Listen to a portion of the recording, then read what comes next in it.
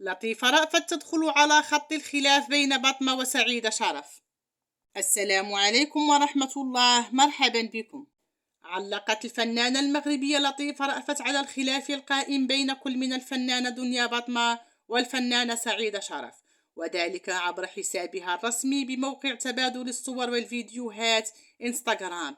ونشرت الفنانة المغربية صورة لزميلتها بطمة عبر ذات المنصة، أرفقتها بتعليق جاء فيه: لنتجاوز الصراعات ونعيش في سلم وسلام، لنكن قدوة للتسامح، ونسعى لاستحضار الخير والفن الجميل في هذا الطريق المشترك.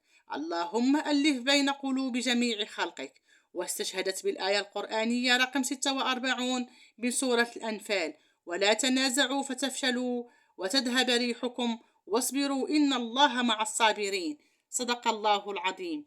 شكرا على المشاهدة. لا تنسوا وضع لايك للفيديو والاشتراك في القناة مع تفعيل الجرس ليصلكم دائما الجديد. دمتم في رعاية الله، وإلى اللقاء إن شاء الله في موعد قريب.